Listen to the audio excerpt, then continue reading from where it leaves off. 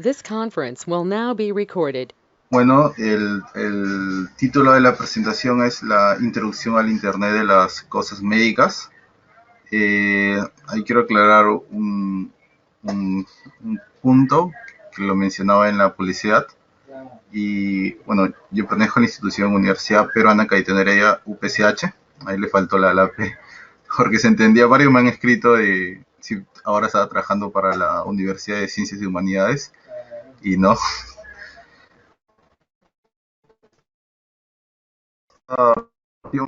Eh, Me gustaría enfocarlo en base a las experiencias que he podido tener a lo largo de todo lo que es el mundo de lo que el Internet de las Cosas, el desarrollo de dispositivos orientados a la parte médica y bueno, también comentarles un poco sobre mis apreciaciones de ese futuro en este campo. Y quiero también agregar un cierto hincapié en cómo los presentes, en base a lo comentado, pueden hacer investigación en este campo. Porque no es lo mismo trabajar en un proyecto, digamos, en una industria que está orientado a minería, que una industria que está orientada más a la parte médica, porque ahí ya involucra humanos, ¿no? Ya las leyes son diferentes, los tratos son diferentes y el ambiente en el cual se trabaja de forma interpersonal también es diferente, ¿no? Ya vamos a trabajar casi en la mayoría de casos con un médico, o también puede ser un personal de salud experto en el área que vas a trabajar. Y a partir de ahí puedes ya empezar a hacer proyectos en la parte biomédica, ¿no?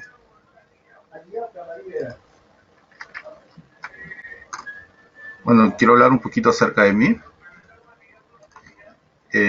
Mi nombre es Moisés Steven Mesa Rodríguez. Yo estudié mi pregrado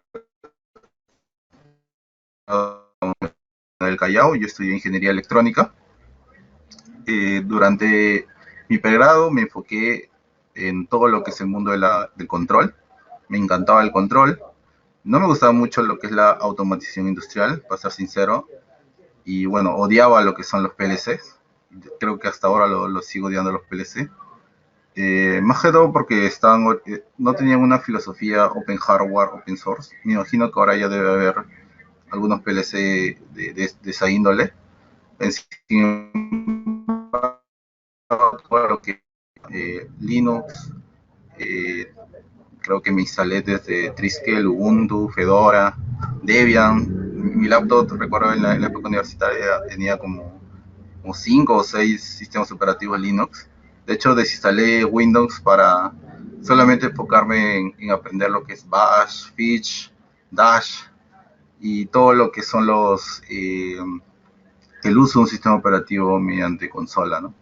De hecho, me ha servido bastante ahora porque la mayoría de proyectos tecnológicos grandes siempre tienen un componente Linux, ¿no? Y es algo vital.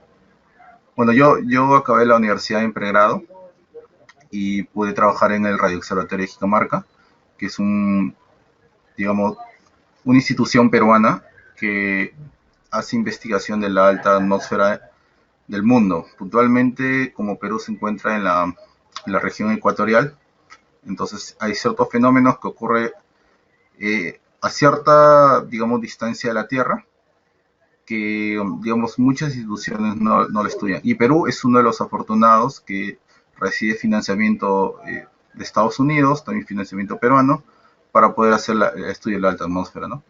Pero no solo eso, también construye todo lo que es radares, digamos, desarrolla ingeniería para la construcción de radares, de la parte de muy, muy bajo nivel hasta de muy, muy alto nivel. Y bueno, yo ingresé aquí porque todos los años hacen convocatorias para hacer prácticas profesionales. Y bueno, fue una excelentísima experiencia. Es la primera vez que trabajé en un proyecto eh, multidisciplinario con físicos, matemáticos y ingenieros ambientales y electrónicos, mecatrónicos también. Era instituciones que priorizaba que la matemática era fundamental y que no había un proyecto si no había por lo menos un matemático o un físico presente en el equipo. Me ayudó bastante porque aquí en el radioobservatorio de Jicamarca me abrió las puertas, me pude trabajar casi 2 años y, y recuerdo que en Jicamarca todos los jueves, porque se trabaja de lunes a jueves, hacían como los jueves de lo último, o sea, como una conferencia en la cual los chicos de Jicamarca exponían cuál era la última movida de la tecnología en ese entonces. Y bueno, en una de esas exposiciones hablaron sobre el Internet de las Cosas y me pareció interesante porque no solamente lo hablaron de una forma teórica, sino que agarraron un dispositivo, me parece que en ese entonces usaron un MSP, le pusieron un módulo, eh, creo que era X-Beam en ese entonces, que bueno, en esa presentación, y lo comunicó a través de un transceiver a la nube, y comentaba sobre el potencial que iba a tener, ¿no? Eso me pareció bastante interesante y me retumbó en la cabeza siempre ese concepto de que hacer cosas muy sencillas, muy simples y con un bajo consumo de energía, ¿no? Cosas bien puntuales. Y ese proyecto recuerdo que lo estaba haciendo para monitoreo de huaicos. Entonces, cuando terminó mi trabajo en Jicamarca, yo decidí eh, entrar en todo lo que es la movida de las startups. Me pareció que era algo genial en la cual tus propias ideas podrías llevarlo al mercado, podrías hacer investigación a partir de tus propias ideas, no trabajando para alguien, que, bueno, no es malo porque se aprende bastante experiencia, pero esta es una alternativa a las startups para poder hacer tus propios desarrollos que tú estás pensando, ¿no? Entonces ahí justamente pertenecía a la Botec, que era una startup en la cual, bueno, hacían de todo. Básicamente hacían ingeniería inversa de los productos, poder venderlo al mercado peruano, haciendo tecnología peruana. Eh, Estando en la Botec pude seguir también un diplomado en lo que es robótica avanzada, todo lo que son los metasistemas operativos basados en ROS. Y me encantó toda esta movida porque esos robots solo se programan en Linux. Bueno, ahora en ROS 2, la segunda versión de ROS, se pueden programar en Windows. Ya ahora Microsoft ha incluido, digamos, se ha reconciliado con Linux y ahora tiene la integración. Ahora ya se puede integrar Bash en Windows 10 y se puede programar el ROS 2 en la versión 2. Bueno, pero en esos entonces no, esto tal vez el 2015 más o menos, no había esa integración o tal vez estaba recién empezando. Y me encantó porque todos los robots se programaban en Linux, ¿no? En Bash era en consola, tenías que hacer script en Python, también podía hacerlo en otros lenguajes, pero Python era como que lo, lo más común, lo más avanzado. Y aquí es cuando prácticamente hubo un cambio radical, porque terminó mi etapa en la Botec, terminé el diplomado de lo que es robótica avanzada y sentía que estaba preparado para pasar a un siguiente nivel, apuntar a una maestría. Lo primero que apunté era a maestrías internacionales, eh, pero vi el cronograma y era más o menos de mitad de año adelante. Más o menos en septiembre, diciembre, que son los deadlines para universidades del extranjero, te piden un muy buen nivel de inglés. Aparte te pedían que seas por lo menos, que tenga buenas notas, carta de recomendación. Y sí los tenía, pero sentía que podría mejorarlos más. Entonces justo apareció esta maestría. Para ese entonces, parte del IoT también era monitorear, por ejemplo, partes del cuerpo. Y ese concepto me encantaba. Entonces empecé a leer un montón de esto. Y ahí fue cuando me topé con esta maestría de informática biomédica en salud global. Al principio me pareció como un poco curioso, no sabía en sí en qué consistía. Después, antes de postular, conversé con algunos chicos que ya habían sido a la maestría y me comentaron sobre más o menos de qué se trataba. Y me pareció bastante interesante porque uno de los componentes, o parte de los componentes, era la investigación como tal. Yo no puedo decir, pero bueno, investigar es entrar a internet, leer muchos artículos y escribirlos. Y en cierta parte es cierto, pero siempre hay que tener ciertas nociones, ciertas orientaciones. Por ejemplo, una de estas orientaciones es la ética en la investigación. Porque por ahí puede ser algo como que la ética en la investigación, que existe un curso en serio de ética de investigación. No es solamente hacerlo bien y punto, y listo. Y no, es que no es solamente eso, es saber qué te podría, digamos, pasar si es que cometes algo antiético, por ejemplo. En el curso de ética nos comentaban de que, por ejemplo, si hacías plagio de una tesis o de un estudio en general, podrías incluso perder tu título, ¿no? Te podrían quitar el grado de maestro, el grado de ingeniero, el grado de bachiller y perdías todo. Y también comentaban, por ejemplo, que eso, por ejemplo, en Perú, pero internacionalmente, ¿qué pasa? Entonces siempre es bueno saber eso. Y aparte en ética de investigación, enfocaba en cómo hacer las cosas bien, cómo hacer la ética. Y de hecho, tenías que, para que seas investigador aquí en Perú, tienes que seguir un curso de conducta responsable de investigación que lo puedes seguir, me parece que en ese entonces era en el DINA. No recuerdo exactamente si era en el DINA, pero pueden chequear en internet.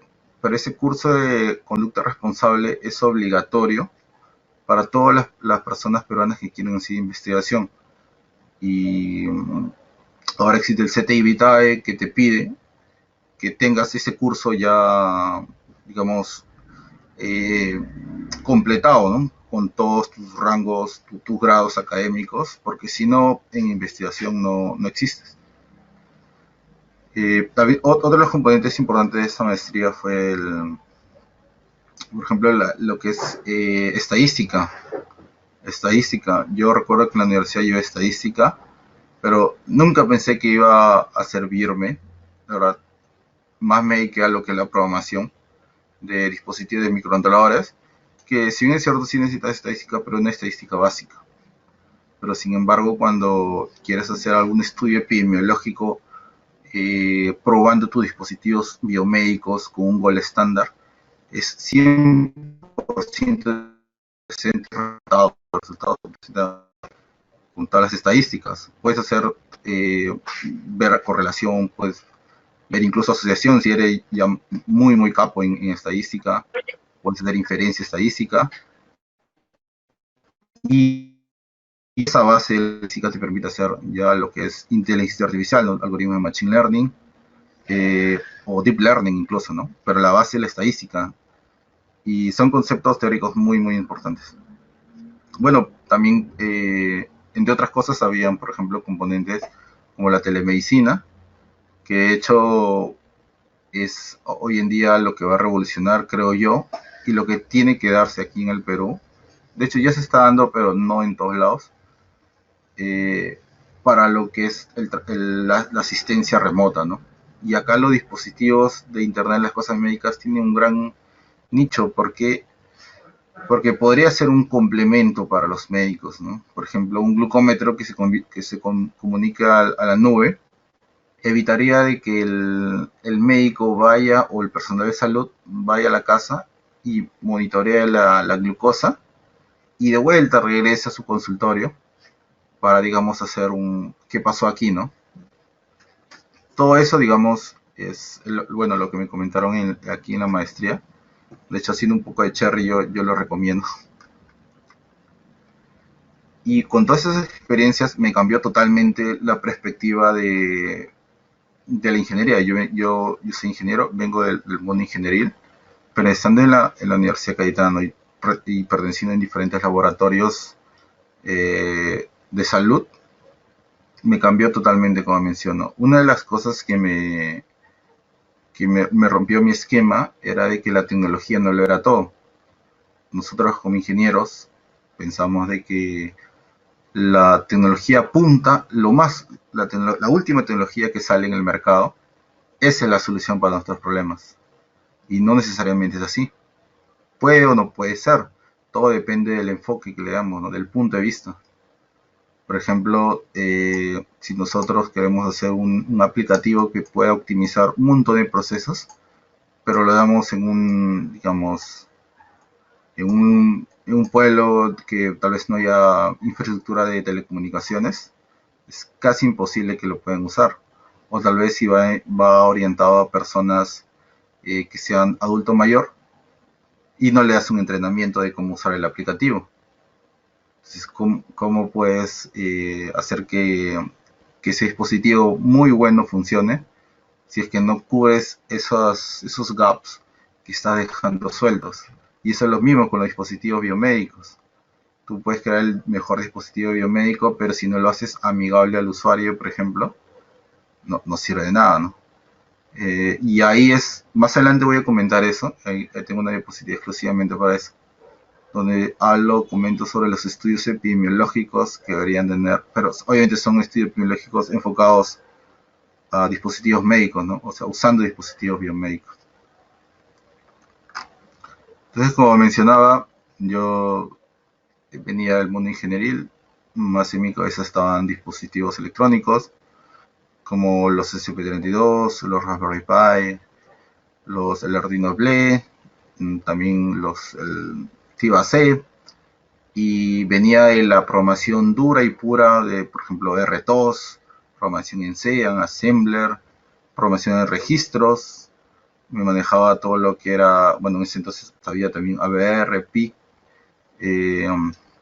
MSP, y mi cabeza estaba enfocado en esa parte, ¿no? En cómo hacer que el dispositivo funcione bien. Pero sin embargo, puede ser que tu dispositivo lo hagas muy bien, excelente, pero cuando este dispositivo es un dispositivo biomédico, recuerda que tú lo estamos ofreciendo a un usuario.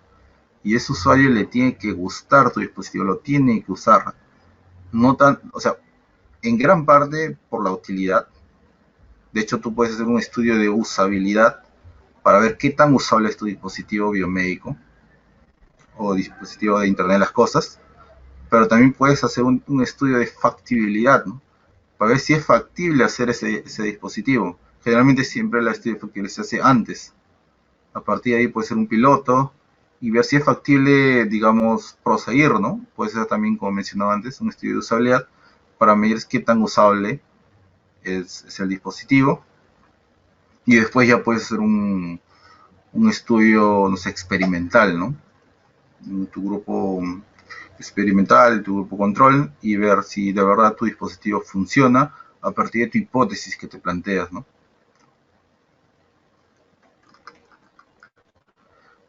Eh, bueno, esto es más que todo de la informática biomédica, solamente voy a comentarlo rápido. La informática biomédica, que es lo que estudié, es, es un campo en la cual busca que a partir de la tecnología que ya existe, ¿cómo hacemos para que el usuario final lo use? Es diferente a la perspectiva de la ingeniería biomédica. La ingeniería biomédica busca crear dispositivos o un cierto fin.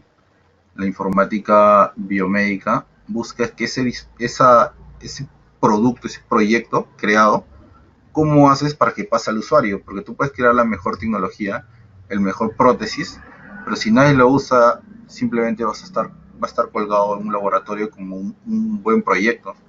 Pero si nunca llega al usuario final, no vale de nada. Y a fin de promover todo eso, es que nace esta maestría.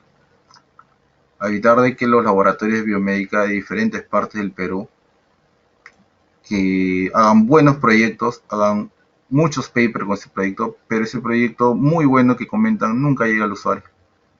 Nunca, los hospitales siempre están saturados, las personas siguen muriendo y tú tienes muy buenas soluciones, pero solamente queda en un paper.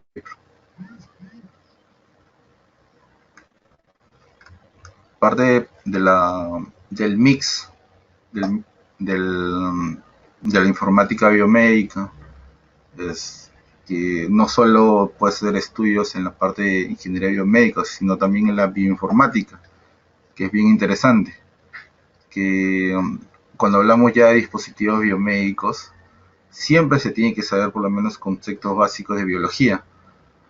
¿Por qué? Porque nosotros podemos hacer dispositivos que adquieran tal vez ciertos químicos del cuerpo y tenemos que traducirlos en señales eléctricas para que tal vez un DCP o algún microcontrolador lo puedas leer y pueda procesar esa data.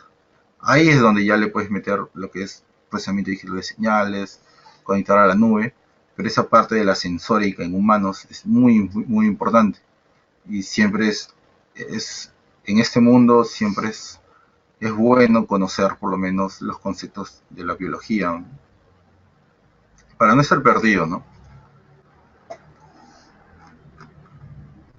Eh, bueno, estas son la serie de investigación, puede ser investigación básica, investigación aplicada, y como mencionaba, tiene un cierto espectro de aplicaciones que podría tener, pero siempre, como lo mencionaba, y eso que quede en mente, que busca de que el dispositivo que ya existe, o puedes crearlo también, ¿cómo haces que llegue al usuario final?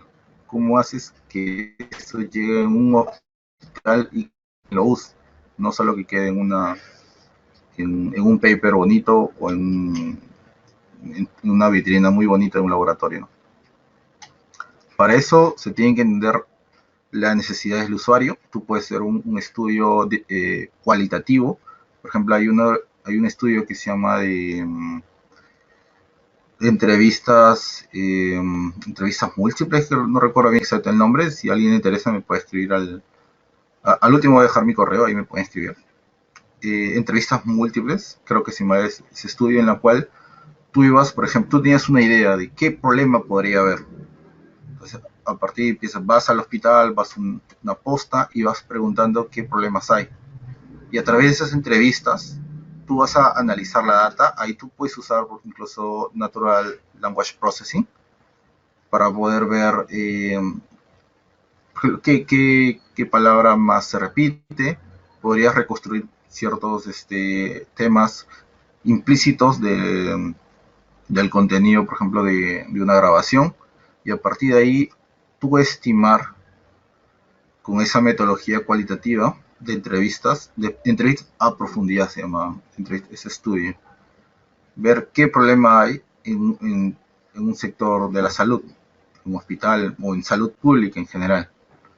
Sabiendo eso, ya tú vas a poder más o menos plantear una hipótesis. Y esa hipótesis podrías, digamos, solucionarla, o sea, plantear la solución a través de un dispositivo biomédico, un dispositivo de Internet de las Cosas Médicas. Pero siempre ten en cuenta de que tal vez puedan tener un sesgo, ¿no? El sesgo tal vez de que crean de que la tecnología lo puede solucionar. Les comento, tal vez si hay un proceso en el cual una enfermera o digamos se retrasa mucho tiempo en la entrega de un informe de un hospital, tal vez un aplicativo móvil que le facilite todo eso podría ser una solución. La otra solución simplemente se le aumenta el sueldo a la enfermera y listo. O la otra solución simplemente se contrata tal vez un supervisor más exigente y después al final de un mes, 2 meses, depende del estudio, se ve si qué tanto mejoró. Pero lo que voy es que no siempre la tecnología es como que lo que va a solucionar, sino que tal vez puede haber algunas otras cosas que podrían ayudar a que cierto proceso de salud pueda, digamos, ser optimizado, ¿no? Por eso no trato de desanimarlos, pero sí me gustaría que traten de enfocarse no en la tecnología, sino en el problema. Y a partir de ahí, cómo la tecnología podría ayudar. Pero siempre teniendo en cuenta de que no siempre la tecnología es la solución. Eso es muy importante. El IoT, el IOM, los aplicativos móviles, la realidad virtual, son un excelente apoyo para ciertos procesos, pero siempre tenemos que considerar un espectro mayor, ¿no? Y bueno, acá está un resumen de lo que mencionaba, que siempre todo dispositivo que ustedes plantean, que ustedes crean, de que podría ayudar, realmente podría ayudar a ese proceso, que le creen una metodología de investigación para poder evaluar si de verdad eso podría ayudarlo. Al final les comento cómo poder hacer eso.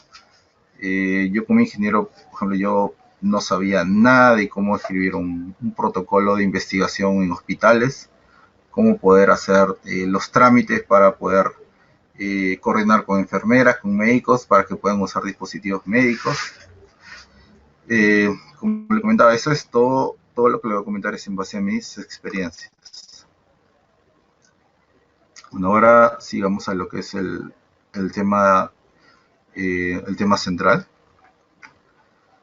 Bueno, el Internet de las cosas médicas, me imagino que es un término muy conocido actualmente.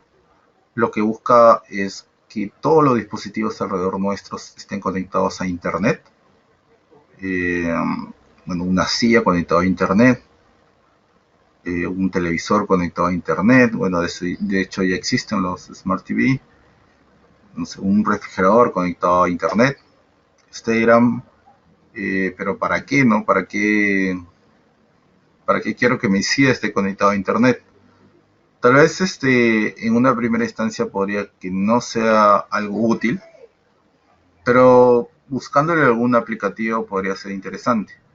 Por ejemplo, un dispositivo que te permita monitorear a través de tal vez un sensor que tenga la silla, ver cuánto tiempo estás sentado en un día, por ejemplo, y a partir de ahí predecir qué tan sedentarista eres, tal vez con algún gol estándar, unas métricas internacionales, tal vez de la asociación de sedentarismo, estoy inventando el término, no sé si exista, asociación del estudio de sedentarismo internacional, que estima de que si estás sentado 15 horas al día, puedes sufrir tal enfermedad, etcétera. Ya, por ejemplo, leyendo ya esa literatura, podrías plantear una solución. Y mm, yo quiero crear una silla que podría estimar los tiempos en los cuales la persona está sentada. Y a partir de ahí ponerle una solución, tal vez ponerle 2 LEDs a la silla y que si pasa el tiempo normal de sentado, que bueno, no soy experto en esa parte, puede ser 1 hora, 2 horas, pueda prender un LED y que te diga un zumbido, tal vez de un buzzer con Arduino, y que te envíe un sonido de que estás mucho tiempo sentado y que a partir de ahí ya digas, no, sí, tengo que pararme, dar una vuelta, cosas así. Eso, por ejemplo, es un aplicativo para lo que es la parte médica, porque tiene que ver con la salud de la persona.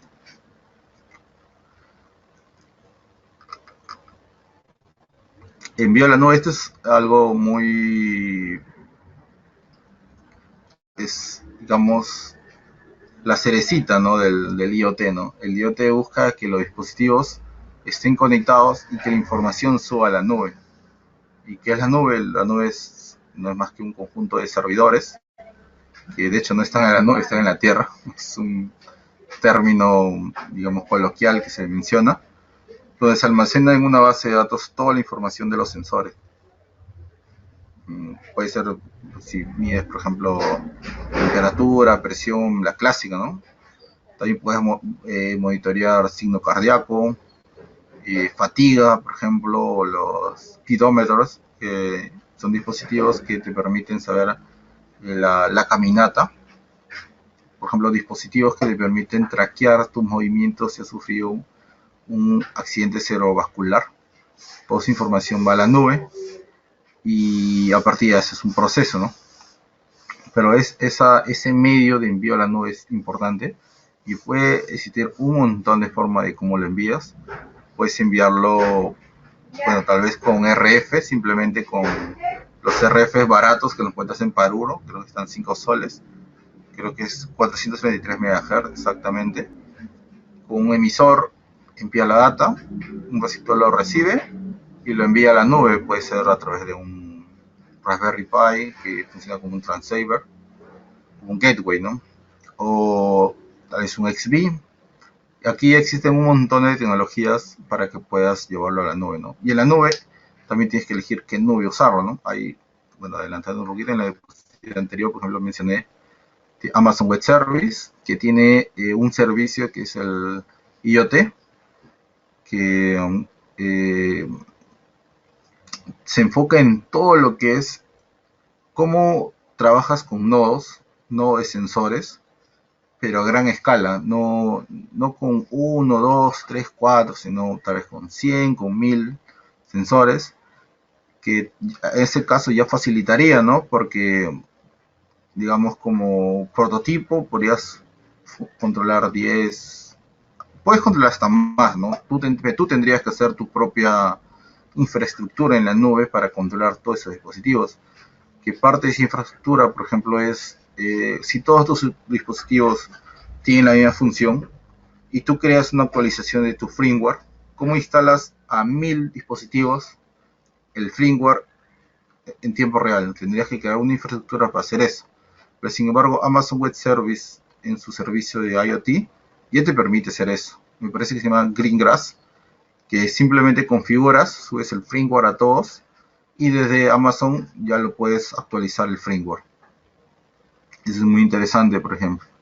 Y aparte, otras nubes como IBM, Bluemix, Azure, Google Cloud, se enfoca también en algo más parecido. Amazon tiene un poco más de ventaja desde mi punto de vista.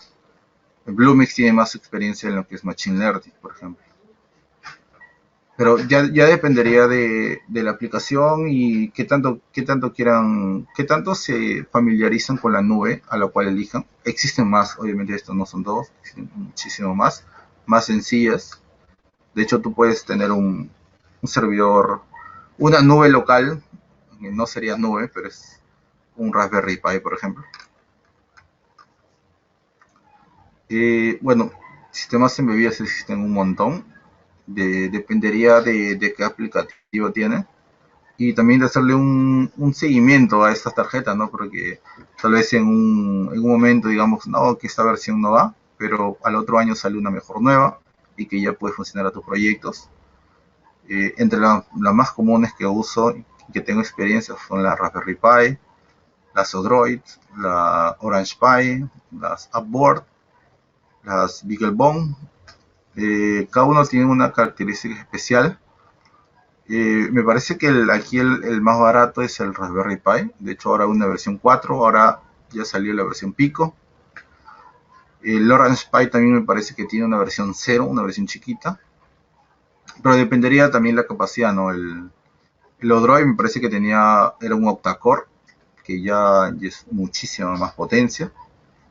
La Outboard ya trabaja con no microprocesadores o microcontroladores que trabajan con arquitectura ARM, sino ahora ya era una arquitectura por 86, que ya podía correr algunas estructuras netamente de Intel, que por ejemplo, ese era un problema en ROS, en robótica avanzada, por ejemplo, cuando tú querías instalar ciertos plugins para ROS, solamente era compatible para computadoras de Intel, y había otros que solamente eran compatibles para ARM. Pero ahora me imagino que ya con la evolución ya podrían ser compatibles ahora. Eso sí no estoy seguro, pero sí dependería, como mencionar, las características, ¿no? Pero de todas esas tarjetas, la verdad, yo nunca seguí un curso de cómo manejar esas tarjetas, porque todas esas tarjetas funcionan con Linux. Así que saber Linux prácticamente te abre las puertas para manejar cualquiera de estas tarjetas. Y es bien sencillo, simplemente te descargas el ISO o el sistema operativo, colocas la tarjeta micro SD en el dispositivo y lo arrancas y ya está funcionando. Y después te sale una consola de Linux y ahí puedes ejecutar todos tus scripts. No es nada del otro mundo. Sabiendo Linux te abre un montón de puertas. Este es básicamente una imagen en la cual refleja de que en un futuro cercano, por qué no decir ahora en ciertos países como en Singapur, en la cual varias cosas ya están conectadas a Internet, como menciona Singapur, es un claro ejemplo. Eh, Perú no tanto, Perú próximamente, próximamente Perú. Este es un gráfico, de hecho ya pasamos el año, acá menciona que este es del 2020, básicamente si va a llegar a 50.1 billones, ya pasamos, ya estamos en 2021, ya pasamos totalmente esa cantidad, ya estamos en trillones de dispositivos y la tendencia sigue a aumentar, la tendencia sigue a aumentar. Entonces nosotros, eh, digamos, como ingenieros, entusiastas, por ahí tal vez hay profesionales que no son ingenieros, son médicos tal vez, o personal de salud, pero que le interesa bastante estos temas, comentarle que esta es una tendencia que va a aumentar y de hecho ahora con la pandemia se está promoviendo el desarrollo de dispositivos que haya una cierta etapa de telemedicina, por decir, una parte así de control a distancia. De hecho, los ventiladores mecánicos que eran en la UNI tenían incluso la capacidad de controlarlos a distancia remotamente. Como opinión personal me parece genial porque los médicos no van a estar en contacto. Sin embargo, eso mismo es contraproducente porque se va a requerir alguien que esté en contacto y ese que esté en contacto sí va a estar en riesgo, ¿no? Así que hay que pensarlo como de varias ópticas para poder crear una solución buena, ¿no? Eh, en el mundo de lo que es el Internet de las cosas, hay tecnologías, pues, protocolos para el envío de datos con una infraestructura adecuada, ¿no? Tal vez la clásica que nosotros conocemos es el Bluetooth, el Wi-Fi, eh, por ahí el XB, por ejemplo, o el RFD clásico, ¿no? Que son tecnologías que se comunican, pero es de un corto alcance. Sin embargo, existen tecnologías de largo alcance, que ahora en la siguiente diapositiva voy a comentar un poco más. Entre ellas tenemos Sigfox, por ejemplo, la empresa Teca, que agradezco de por sí por la invitación. Creo que se me pasó esa parte. Es una empresa que se está orientando netamente a lo que es Sigfox. Sin embargo, también tiene experiencia trabajando en LoRa, en otras tecnologías de comunicación a larga distancia. Pero Sigfox es su fuerte. Eh, Vamos a ver ahora unas gráficas interesantes para ver lo que es la distancia de alcance y con respecto a lo que es la velocidad de transmisión de datos. Podemos ver de que si bien es cierto las tecnologías de corto alcance como Bluetooth, Wi-Fi, bueno, ciertas versiones de Wi-Fi, de Bluetooth, perdón, Wi-Fi, entre otros protocolos, eh, si bien es cierto es un corto alcance, pero su velocidad de transmisión son de megabits por segundo. Incluso puede ser en algunos casos gigabits, en algunos casos y bajo ciertas consideraciones. Pero todo depende de la aplicación que quieras hacer.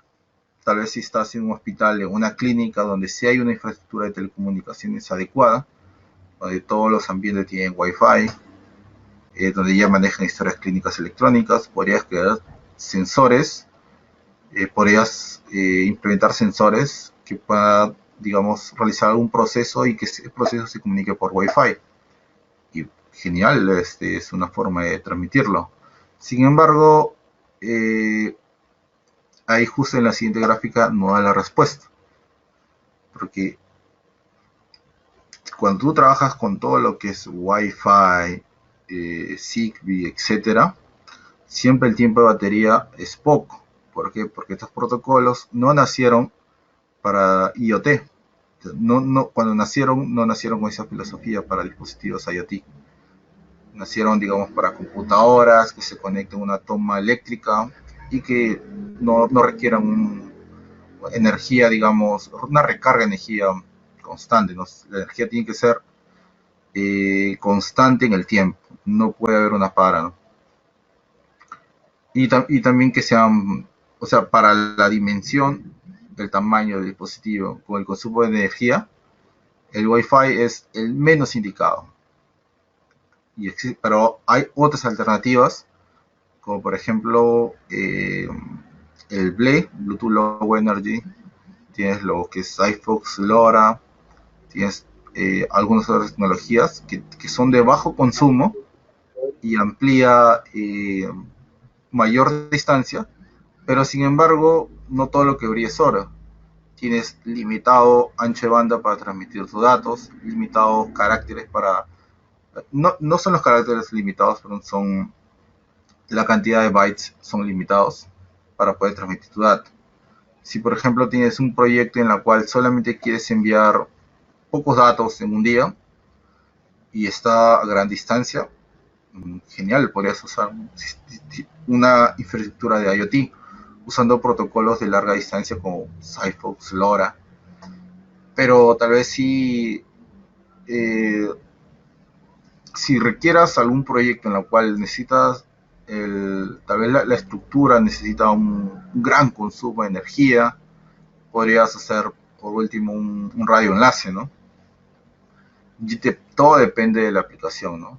Tal vez uno de los problemas de estos tipos de infraestructura tecnológica de largo alcance son tal vez los cerros o tal vez algún ambiente que pueda, digamos, reducir la, ya la transmisión, ¿no? Pues tal vez paredes, si estás en un ambiente indoor, estás entre cerros, por ejemplo, puede ser que la calidad de data disminuya, ¿no? Pero, por ejemplo, hay otras alternativas como una conexión celular que lo envías por satélite, la data, y que eso también se comunique hacia la nube. Esa también es otra tecnología que es parte del 5G, que si bien es cierto, no hay un boom hoy en día en Perú, pero todo tiende a apuntar de que en los siguientes años va a ser una alternativa que va a competir con estos otros protocolos como Sigfox y LoRa, ¿no? Entonces, como mencionaba, bajo alcance, Wi-Fi, Bluetooth, tenemos otros. Eh, Largo alcance tenemos Sigfox, LoRa, que son los, entre comillas, los más conocidos, ¿no? Tienes otra alternativa, que son a través de, digamos, de telefonía celular. Incluso hay algunos proyectos que lo trabajan por SMS, que también podría ser interesante, pero consumen mucha energía hoy en día. Y acá sí me gustaría hacer un paréntesis en lo que es el IOM, que cuando tú hagas un dispositivo en la parte de salud, generalmente tienes que considerar qué clase pertenece, ¿no? Acorde a los estándares internacionales. Tal vez puede ser que un estándar internacional le agreguen algunas otras cosas características a estos gráficos. Sí, podría ser. Esto me gustaría que este gráfico sea algo como una idea que podrían tener a la hora de crear un dispositivo biomédico. Todas las categorías están en base a lo que es el riesgo que le genera, ¿no?, cuando el humano usa el dispositivo. Por ejemplo, los fundamentos son que son riesgos potenciales relacionados con el uso y posibles fracasos. Por ejemplo, no es lo mismo, por ejemplo, un gadget que solo te mida la temperatura, tal vez que solo esté en contacto con tu piel, que tal vez un bisturí que tal vez le pones un sensor para monitorear algo, pero el bisturí está dentro del cuerpo, va a cortar algo, ¿no? O sea, el riesgo es mayor. Estos están divididos en clases, por ejemplo, la clase 1, que es de bajo riesgo, es sujeto a controles generales, no destinados para proteger o mantener la vida, uso de importancia especial en la prevención de deterioro de la vida. Los dispositivos de clase 1 son de bajo riesgo, generalmente son gadgets que te monitorean de forma no intrusiva en la mayoría de los casos. y que no genera un riesgo de muerte al paciente. Tal vez no un riesgo enorme, ¿no? O sea, tal vez 1%, 2%, muy, muy bajo, ¿no? Las clases 2 y las clases 3 de los dispositivos biomédicos sí ya tienen que tener una demostración de seguridad y efectividad más rigurosa, ¿no? Y muchos de estos requieren que la documentación, por ejemplo, sea de 3.000 páginas, por ejemplo, que sea muy minucioso en los detallados de los procesos de utilización, para que recién te puedan dar un visto bueno, ¿no? Las autoridades así lo ven. Y obviamente la clase 3 no, o sea, ahí sí o sí no puede existir un prototipo si no pasa por lo menos 2 o 3 estudios aleatorizados, por ejemplo, ¿no? No puede ser solo uno, ¿no? Tienen que ser varios. Y si hay algún problema, ¿por qué pasó este problema? Y así sucesivamente, ¿no? Como las drogas, por ejemplo, algunos dispositivos que trabajan con drogas, que sí demoran por lo menos 10 años, ¿no? Para que llegue al mercado, o para que llegue al usuario final en general, ¿no? Eh, Tenemos aquí algunas de las entidades internacionales que ven todo lo que es la regularización de dispositivos biomédicos, que también incluye lo que es los dispositivos de Internet de las Cosas Médicas. Depende de las regiones. Tenemos la parte asiática, tenemos la parte de América, la parte europea, y que ellos también tienen sus propias clasificaciones, ¿no? Tal vez si ustedes quieran decir, quiero que hacer un dispositivo para Japón, tiene es muy parecido a la clasificación de las clases de dispositivos médicos, pero como la clase 1 tienen más bajo riesgo. Probablemente no creo que vayan a hacer su dispositivo para Japón. Tal vez lo que empezarían es con la FDA o la certificación CE, que son las más conocidas. Eh, bueno, de mi punto de vista personal, las personas que se quieren iniciar en todo este mundo,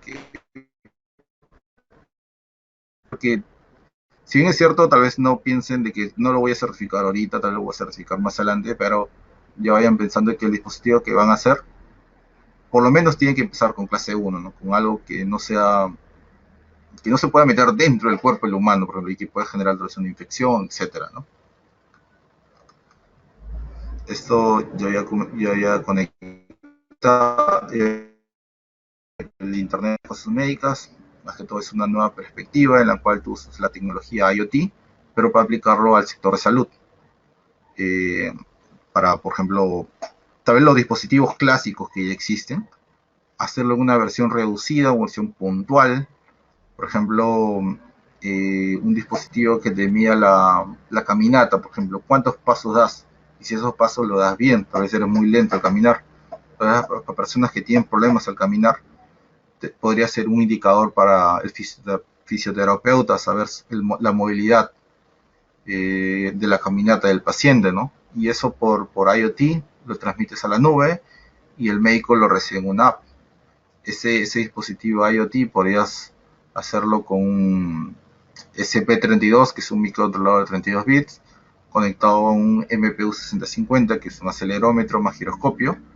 Todo eso le pones con un modulito de recarga de batería, con una batería, lo pones en un case impreso en 3D, lo pones en el cinturón de la persona y que te lo envíe todo por Cyflux, por ejemplo, y listo, y ya tienes un dispositivo IoT como tal.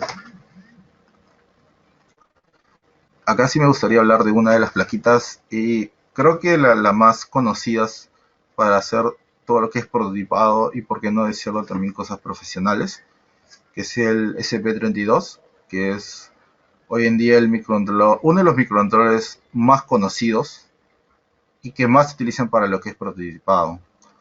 No necesariamente lo utilizan solamente los profesionales, también los hobbyistas, como menciono. Tiene compatibilidad para programarlo en Arduino, en MicroPython, tienes para programarlo en JavaScript. Eh, También lo puedes programar en C, bueno, Arduino es en base a C.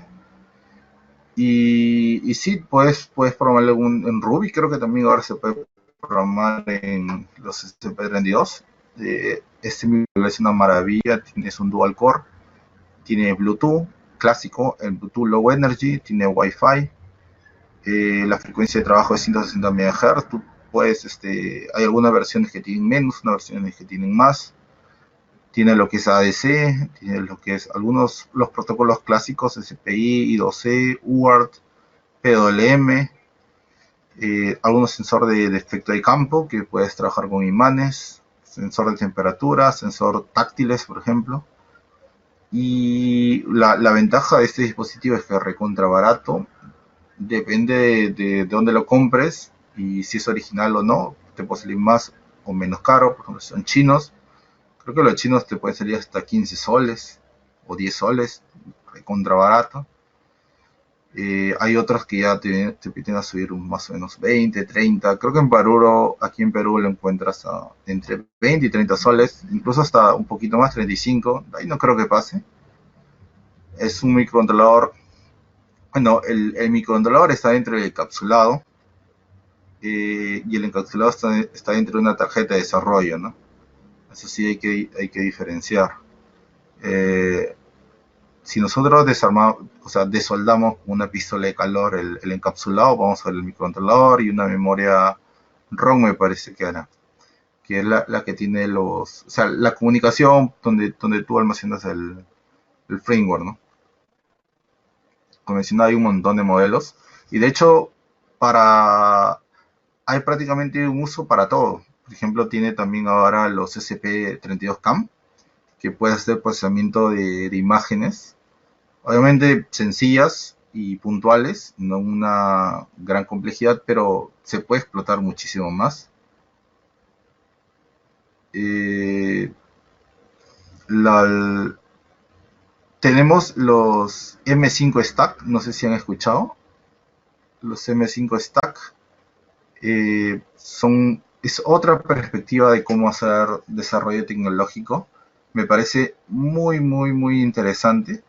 ¿Por qué? Porque ya te viene incluido en la misma tarjeta un case y una pantallita, y ya ciertos botones. Eh, o sea, ya viene todo listo simplemente para que programes y funcione. Antes, tal vez, lo máximo que pedíamos era que haga una tarjeta de desarrollo, un módulo, donde ya el microcontrolador esté soldado con los pines y ya tenga incluso un regulador y listo, ¿no? Hoy en día incluso ha ido más, tiene botones incluidos y tiene una pantalla, tiene una batería incluso, para que solamente lo conectes, ni para lo conectes, simplemente para que le subas el código y listo. Acá hay un montón, recién me doy cuenta que hay preguntas. Me pregunta que el SP32 hay módulo y SOC, la diferencia. SOC eh, es la forma de cómo viene el microcontrolador. Tienes, por ejemplo, DIP, tienes TQFP, tienes otra forma de cómo la empaquetadura del microcontrolador. Y el módulo es básicamente la tarjeta como tal, digamos la empaquetadura de cómo viene. Si tal vez en forma coloquial le podemos decir en SMD, o tal vez la forma lineal que lo puedes poner en protoboard. Eso si está dentro de una placa de desarrollo, una PCB, ya eso ya es un módulo.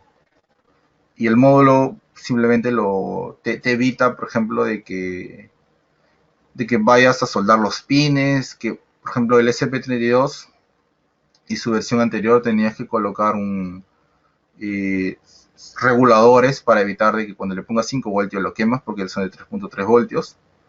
Y también el ADC también era de 1.2, 3 voltios, no recuerdo bien exactamente.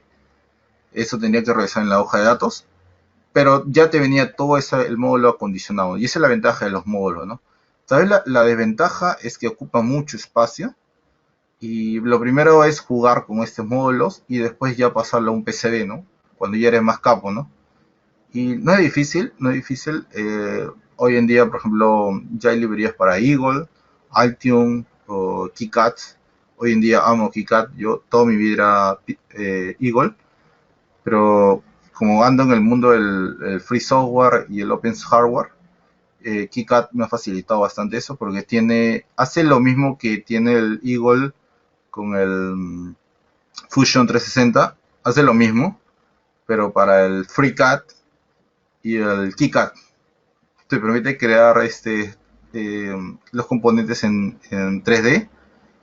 Y bueno, la ventaja es que es gratis, es libre, la palabra correcta sería libre. Y es solo cuestión de acostumbrarse, no tiene nada que envidiar, tal vez en algo,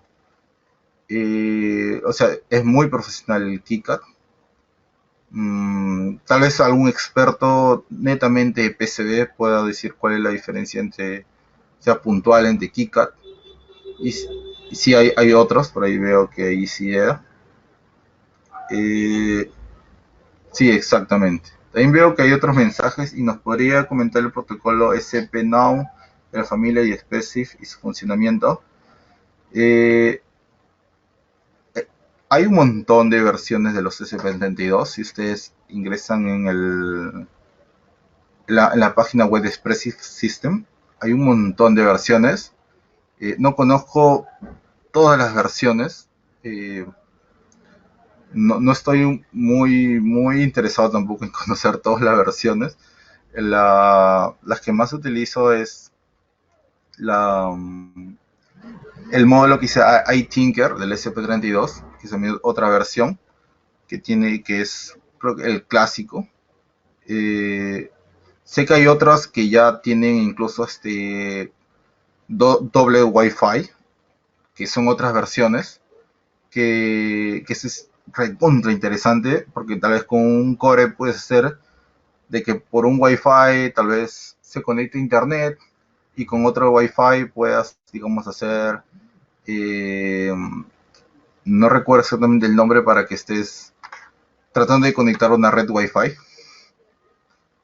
Hamming creo que se llama, y con el otro, o sea, uno estás tratando de romper una clave Wi-Fi y por el otro Wi-Fi lo transmite esas respuestas a internet y el algoritmo está en la nube. Hay un montón de aplicaciones para trabajarlo con doble Wi-Fi y son de las nuevas versiones que comentas. Es muy interesante, sería interesante conocerlo, pero depende de la aplicación. Depende bastante de la aplicación. También me comenta que ICEA también, sí, ICEA he visto interesante, más que todo porque, bueno, no sé si ustedes siguen, hay un canal que se llama eh, ¿cómo se llama? El profe García creo que se llama, que en YouTube siempre te pone, recomendó para ti el profe García. O sea, tú te pones a ver, porque siempre puedes que tal vez seas ingeniero, tengas tu maestría, todo, pero a la gente, a los ingenieros, no por tener el cartón no les va a dejar de gustar las cosas geeks, como por ejemplo arma tu propio impresora 3D, arma tu propio CNC o arma tu propio juego de luces, ¿no? Aquí ¿qué electrónico no le gusta eso?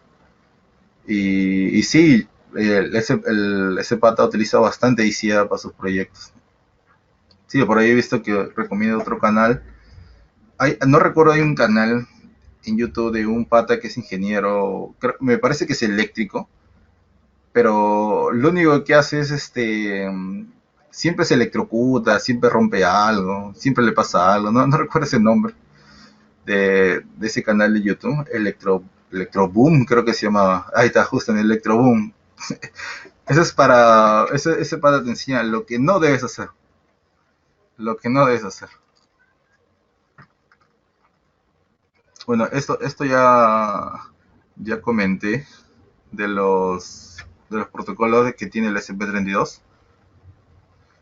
Eso también comenté que existen un montón de formas de poder programar los SP32. Eh, si tienes un montón de formas y depende de cómo te acostumbres, ¿no? Depende de cómo te acostumbres, tal vez te guste más MicroPython, puede ser escape en Python, MicroPython y listo. Y bueno, yo prefiero el Arduino. ¿Por qué prefiero el Arduino?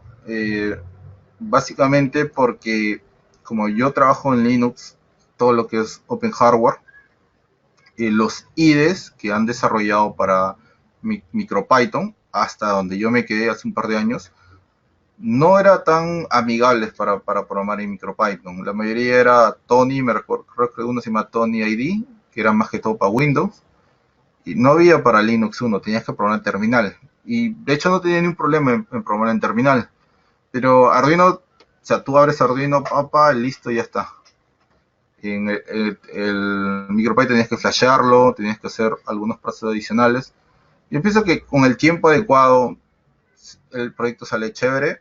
También otro inconveniente que tuve en MicroPython, tal vez en mi caso y tal vez para ustedes no les ocurra, es que yo quería crear varias librerías y cada librería haga un proceso distinto y al final jalarlo del script principal. Y no sé por qué no me jalaban las direcciones. Tal vez era un problema mío o tal vez MicroPython no funcionaba, pero lo intenté varias veces y en esos entonces no encontré en Git Star Overflow o alguien que la haya solucionado. Entonces simplemente los migré a Arduino y bacán, ¿no? Pero eso era porque yo quería explotar MicroPython, así en su máximo esplendor. Quería hacer lo mismo que hacía con el Python y no me corría todo lo de Python. Y Arduino les digo también por qué yo prefiero Arduino.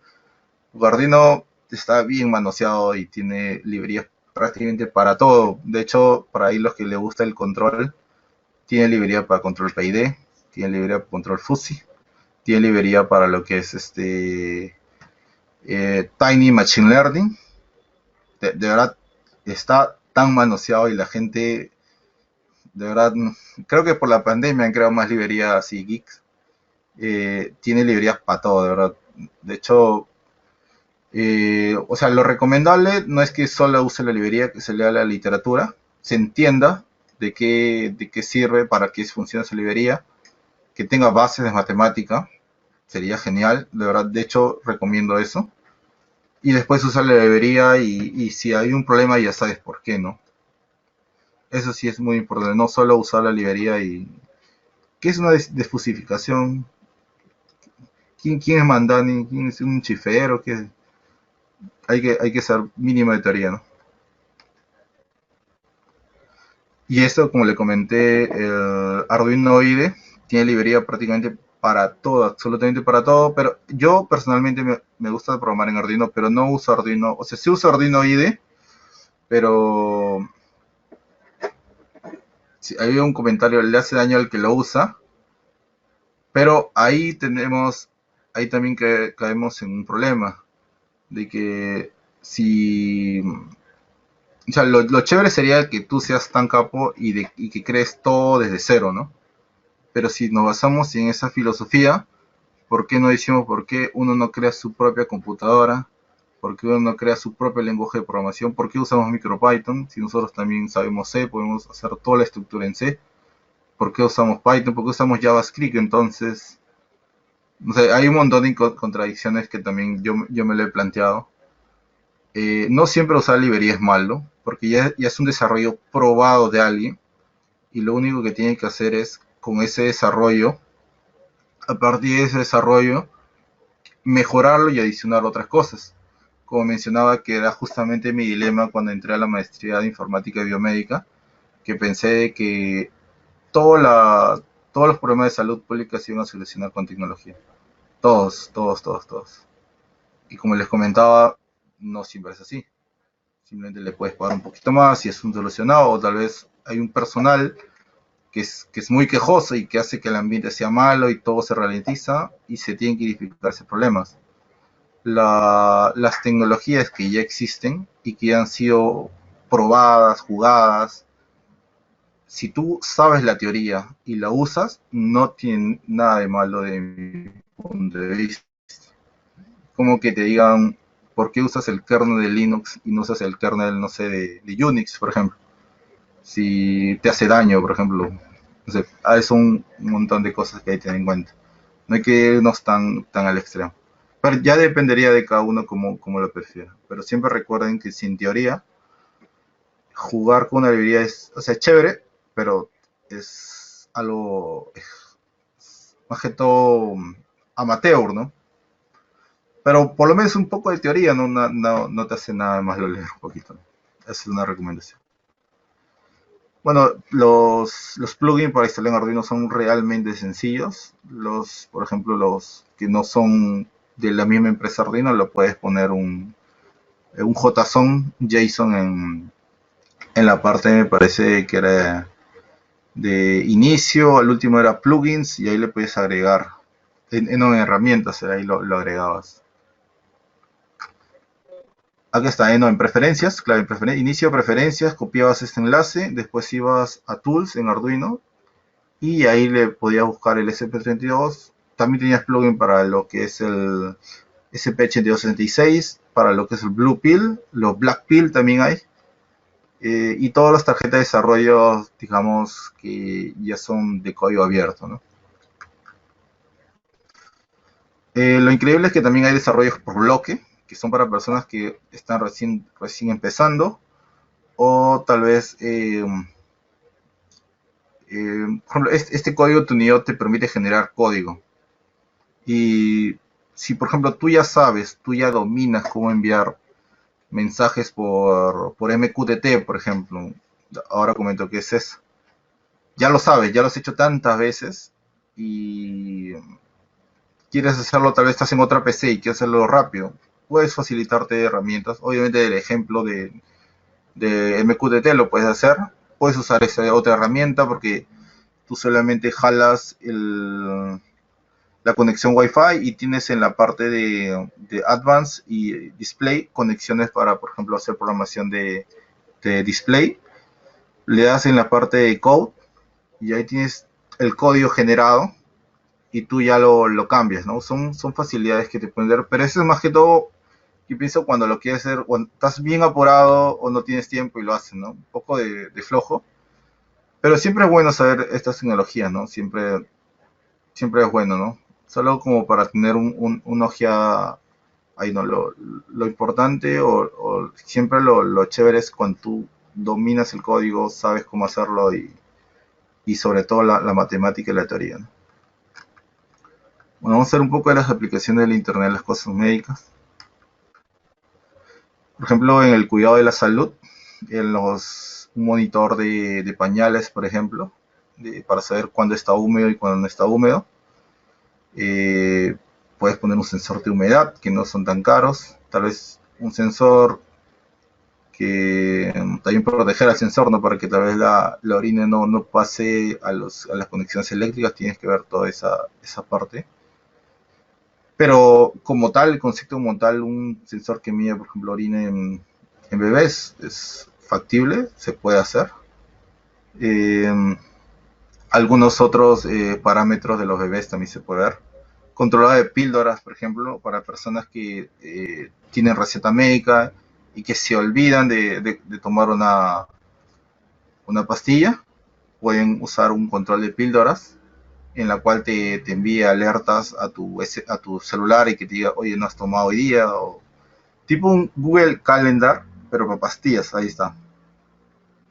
Y puede ser IoT, puede ser que simplemente duerma y que tenga un RTC, un cristal aparte, y que ya automáticamente a tal hora despierta, ¡pum!, te envía el mensaje y vuelve a dormir. Sencillo. Bueno, en medicina hay un montón, pero llega un punto en el cual se vuelve ya interdisciplinario, ¿no? No puedes hacer un dispositivo médico de una perspectiva ingenieril netamente, ¿no? Siempre tienes que trabajar con un médico o con un personal de salud, dependiendo si quieres trabajar, por ejemplo, para monitorear la caminata, tienes que trabajar con un fisioterapeuta. Si quieres trabajar a un sensor de latido del corazón y tal vez quieres plantear a un modelo de machine learning, tienes que trabajar con un cardiólogo, sí o sí, ¿no? Si no, lo que tú estás haciendo, estás cometiendo un sesgo. Tú solo estás basando en tu criterio de que está bien. Y no es así. Y siempre buscar un experto, ¿no? Tal vez si es un dispositivo para, no sé, para la parte de ortodoncia, se me ocurre tal vez no sé si exista, tal vez no, que ve si tiene caries o no, tus dientes. Ahí con quién tienes que trabajar, con un odontólogo, un ortodoncista, ahí tienes que trabajar con un ortodoncista. Si no, prácticamente estás cometiendo un sesgo de que tú todo lo sabes y nada más, ¿no? No, en la parte médica siempre el que da la última palabra siempre es el médico, por un tema de responsabilidad también, porque si algo pasa, ¿quién es el que tiene la culpa? El ingeniero dice, no, yo me lavo las manos. Ahí el que es jefe en la parte de salud es el médico, ¿no? Puntualmente, o tal vez el especialista. Eso siempre tengan en cuenta. También hay productos utilizados en la realidad virtual. Más que todo esto es ya para, por ejemplo, tema de capacitación, ¿no? Telecapacitación, ahí mencionan sensor de cardio, por supuestísimo que sí. Todo eso es IoT purito, o sea, si lo optimizas y le pones una batería, si por lo menos su dispositivo funciona más de una semana con la misma batería, yo pienso que ya lo puedes vender como IoT, ¿no? Porque, o sea, no es que hay un consenso en la cual diga este es IoT, esto no es IoT, y de hecho hay proyectos que hay IoT que lo venden como gadget, hay proyectos de gadget que lo venden como IoT. El concepto fundamental de IoT es que digamos, sea durable en el tiempo. De hecho, si puede durar un año, genial, ese es IoT, o sea, se ve IoT purito, y que generalmente tenga una conectividad con una infraestructura más de IoT puntual, ¿no? Como Sigfox, LoRa o Narrowband IoT, ahora también está muy, muy de moda. Si es Bluetooth, lo puedes llamar como un gadget, un wearable, también puede ser un IoT si es que le prestas más atención al tema de la batería. También puedes tener un dispositivo que sea más de la perspectiva de energy harvesting o cosecha de energía del ambiente, que tal vez que pueda alimentarse con la temperatura del cuerpo, por ejemplo, podría ser. ¿Por qué no? De hecho, ahí tendrías que trabajar con un químico, con un biólogo y con un médico para poder hacer este tipo de proyectos, que ya serían más investigativos. Eh, Tuve la oportunidad de trabajar en un proyecto hay una pregunta de realidad virtual también en la maestría de Cayetano. No le enseñan como tal, pero hay laboratorios de biomédica muy buenos. No conozco el laboratorio de Católica o de la Uni o de la UNAC como tal. Cuando yo estudiaba, no, o sea, no había tanto énfasis en biomédica, así que tal vez cometería un sesgo de comparar con otras universidades, pero a mi punto de vista esta está muy, muy bien equipada. Eh, y la maestría, si bien es cierto, no te enseñan la parte de realidad virtual, pero tenías acceso a los laboratorios. Tú podías ir al laboratorio de biomédica y decir que te presten una Kinect. Habían sensores de que hacían reconstrucción 3D. Y había un montón de sensores que tenías a la mano que podías prestarte y ahí jugar en los laboratorios, ¿no? Tenías previa consulta, era de libre acceso, ¿no?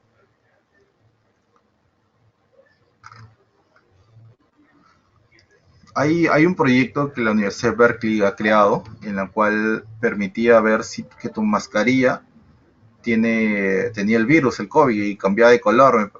Me parece una idea muy genial. De hecho, me encantaría replicarlo. Y lo tengo ahí apuntado en mis cosas aquí que tengo que hacer este año. O al menos leer bastante literatura hasta donde llegue. Pero es algo bastante interesante incluir lo que es el IoT a las mascarillas, ¿no? ¿Por qué no ustedes en su casa se ponen a pensar qué podría hacer, ¿no? ¿Qué podría tecnología, ¿no?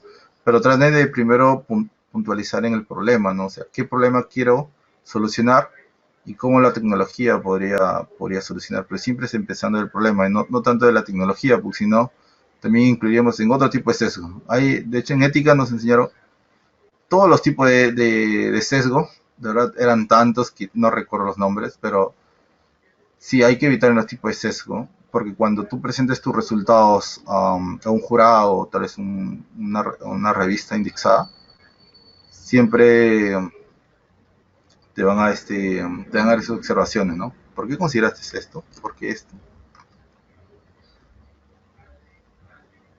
Por ejemplo, sería interesante aplicar IoT en las caretas también, ¿no?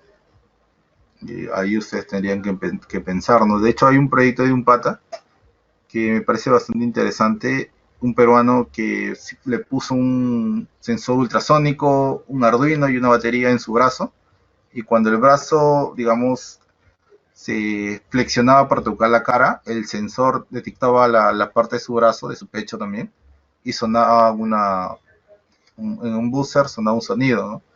Y de esa manera le alertaba a la persona que su mano iba a tocar su cara. Me parece que la electrónica ahí es re contra sencillo. Cualquiera de primeros años de ingeniería podría hacerlo, hasta un hobbyista podría hacerlo. Pero más allá de la parte de que sea muy tecnológica o no, está resolviendo un problema que había. Era una alternativa de solución para el problema de que las personas lleven su mano a la cara. Ese como prototipo está genial, se puede mejorar, se puede poner tal vez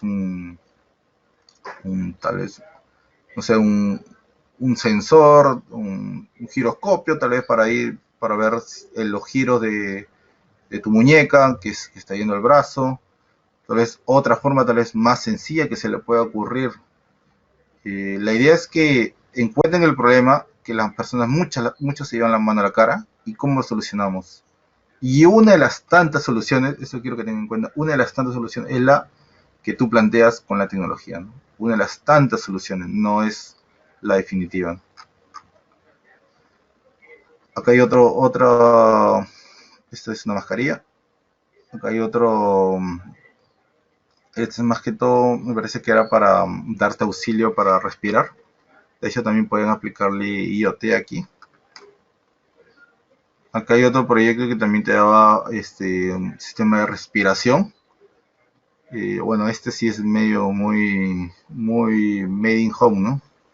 Ahí, no sé, ahí le faltaría limar varias cosas, ¿no? De hecho, acá sí cualquier hospital ni te lo permitiría. Todos los hospitales, lo voy comentando, en la cual quieres hacer la prueba de tu dispositivo, tienes que pasar por comité de ética. Un comité de ética es un grupo de personas que está avalado por alguna institución médica, en las cuales se dice que tu dispositivo cumple con ciertas normas éticas. Si tú no cumples con esas normas éticas, por más que tú digas que mi dispositivo es el mejor, eso te van a decir grande, estás cometiendo un sesgo. Y acá hay algunas de las tesis de la maestría en la cual llevé, en la cual lo aplicaban tecnologías para solucionar los problemas en la salud pública, ¿no? Por ejemplo, acá había una tesis, bueno, estas son las tesis que más me parecieron interesantes. De hecho, me falta incluir varias de mi promoción, han hecho también dispositivos IoT muy buenos y han cumplido con todos los pasos que ahora voy a comentar en las siguientes diapositivas y cómo se tiene que hacer un verdadero estudio en la cual son dispositivos IoT, IOMT o tal vez un gadget, como tú lo veas, pero de la parte también que contemple la parte médica, ¿no? No solo la parte ingenieril. Bueno, el primer proyecto que le voy a comentar es para evaluar la usabilidad y factibilidad de un aplicativo móvil para agentes comunitarios en comunidades remotas de la Amazonía peruana. El creador de hecho, él fue mi asesor de tesis. Ahora está estudiando una segunda maestría en la Universidad de Washington. El problema que encontró es que en la Amazonía peruana, en los pueblos indígenas de la Amazonía peruana, había mucha mortalidad de bebés. Los bebés nacían y morían. ¿Y por qué? Porque las madres no tenían una educación adecuada para cómo poder tratar al recién nacido. No sabían, y era un hecho, las personas de las comunidades sabían que si una persona está embarazada, una mujer está embarazada, lo más probable es que muera, y si sobrevive era como un milagro, ¿no? Un milagro que haya nacido. Y si esa perspectiva lo trasladamos aquí, por ejemplo, a Lima, la capital, eso es eso no está pensado de que si estás embarazada vas a morir, tu probabilidad de que muera tu hijo es 50%, eso ni siquiera lo piensan acá, eso no, ni siquiera en el mundo, ¿no? El bebé que nace tiene un 90% de que va a nacer y un 10% es porque tal vez una complicación puede ocurrir. Pero en las comunidades nativas ocurre este problema y es un problema real. En salud ya estamos hablando de personas, ahí tenemos que contemplar también el factor muerte, ¿no? y que nuestros dispositivos o lo que creemos tiene que ayudar a las personas. No es que hagamos la parte más tecnológica, que mi Arduino tiene que tener RTOS y el otro no lo hace con RTOS, entonces el mío tiene RTOS, entonces es más tecnológico, pero no por ello quita el hecho de que va a ayudar más o menos a las personas. Entonces lo que hizo este pata fue crear un aplicativo móvil, pero sabía que las personas de la comunidad no podían usar un aplicativo móvil porque de hecho no sabían qué es un aplicativo móvil, no sabían. De hecho es otro problema que tiene, pero que no hay una inclusión adecuada de tecnología. Entonces lo que él hizo fue entrenar a agentes de la comunidad. Se demoró buen tiempo entrenándolos con tecnología, unos 10 creo que eran más o menos, y les prestó tablets. Y estas personas iban hasta las casas de las madres que estaban gestando y ellos les preguntaban y todo lo que le contestaban lo apuntaba en el aplicativo. Y de esa forma había una forma en la cual ellos hacían un registro automático, ¿no? Y el aplicativo te lo enviaba a internet y, bueno, el investigador, en este caso que era Horacio, permitía hacerle métricas estadísticas y hacer modelos para poder saber cuál es la prevalencia de muerte, entre otros factores, ¿no? Para su estudio hizo la usabilidad y efectividad del dispositivo y demostró de que el concepto, la forma en la cual estaba planteando ayudaba bastante. El proyecto le salió genial. Este proyecto también pasó por Comité de Ética de la Universidad Cayetano Heredia, lo aprobaron y bueno, se recibió con honores, ¿no? Y de hecho, ese proyecto sirvió de base para futuros proyectos y de esos futuros proyectos nació un proyecto de tesis que, bueno, después voy a comentarlo. Entonces, me encantó este proyecto porque no solamente enfocó la parte de la tecnología, sino que enfocó la parte de la ayuda, ¿no? En el siguiente proyecto hicieron diseño y evaluación de un sistema de ayuda al diagnóstico para neuropatía diabética basado en la lectura de puntos de presión planar y machine learning. Básicamente querían ver los puntos de presión planar de las personas que sufrían neuropatía diabética y poder transmitirlo a la nube. Eso es básicamente. Pero a pesar de que la parte tecnológica sea relativamente replicable y sencilla de entender, lo importante de aquí fue que hizo estudios con personas y para eso pasó un comité de ética. El siguiente estudio fue un ensayo controlado aleatorizado de telemonitoreo domiciliario de la presión arterial de un tensiómetro adaptado con capacidad SMS. Ya, cuando yo vi este dispositivo la primera vez que ingresé a la maestría, yo pequé, de hecho hice mal, de que no me pareció como que algo, eso yo lo puedo hacer, yo decía, en un día, ¿no? Ese era cuando estaba todavía cachimbito en la maestría, recuerdo. Y también ahí cometí un montón de sesgo. Pero cuando yo vi el estudio, cuando ya estaba corriendo, las personas les facilitaba su vida. Las personas que tenían, o sea, el concepto de telemonitoreo no existía en Perú para esos entonces. Y él creó un dispositivo, si bien es tecnológicamente simple, pero novedoso, que le permitía a las personas enviar información de la presión arterial hacia el doctor. Y lo que el pata más se centró fue en la organización, la gestión, para que los centros de salud de primer nivel se comunicaran con la población. Y su dispositivo era un nexo, era solamente un pedazo de todo el esquema para que pueda transmitir lo que es la presión. Y de hecho, en sus resultados presentó que ayudó muchísimo a que la población ahí tiene las métricas, creo que pecaría de decir las conclusiones, no recuerdo exactamente, pero el pata era médico y hizo un dispositivo y se conectaba a internet, me pareció genial. En el último proyecto era un aplicativo electrónico de autorreporte para mejorar el manejo del dolor y otros síntomas de pacientes en cuidados paliativos. Ya, las personas que tienen cuidados paliativos son personas que ya le dicen, oye, vas a morir de acá a un mes. Sabes que vas a morir de acá a un mes, o sea, por las puras que ya te dé pastillas, por las puras que ya te vayas a atender, si ya tienes fecha de caducidad, ¿no? O sea, puede sonar feo, pero ocurre, está en la normativa peruana. Entonces, ¿qué puedes hacer eso?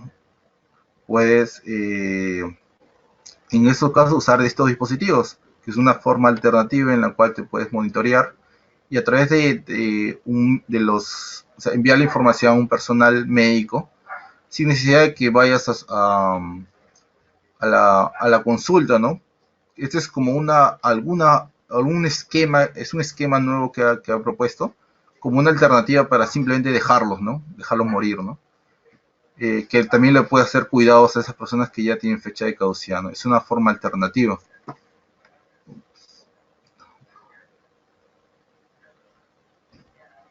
¿Alguna de las tesis de esta maestría convirtió en un dispositivo que ayuda a las personas? Sí, la mía. La mía. Mi dispositivo fue a Loreto y entrenamos agentes comunitarios en Loreto. Le entregué mi dispositivo y ayudó a mitigar los efectos de la pandemia el año pasado. Estuve en Loreto cerca de un mes, más de un mes, con el proyecto y logramos que las personas puedan, digamos, tener más conciencia, más relación con los centros de salud y podemos tener información relevante del estado situacional de la pandemia en Nauta Loreto, usando mi dispositivo con la cual me gradué de la maestría. Todos estos dispositivos eh, están en clínicas ahorita en fase de evaluación, como les comenté anteriormente. Tú creas un dispositivo, pero primer paso tendrías que pasar por un estudio clínico, tienes que pasar por un comité de ética y también tener una evaluación de un hospital, ¿no? Para que ya lo puedas comercializar.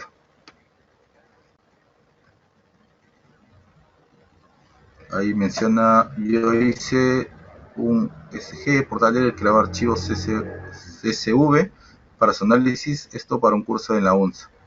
Me parece genial que hayas hecho este proyecto, pero ¿cuál es la ventaja de lo ya tradicional? O sea, tú me estás diciendo, yo hice un electrocardiograma portátil, o sea, tal vez tu ventaja sí es que es portátil. Me parece genial, entonces tal vez un estudio que tú podrías usar, un estudio de factibilidad, ¿qué tan factible es esto versus los tradicionales?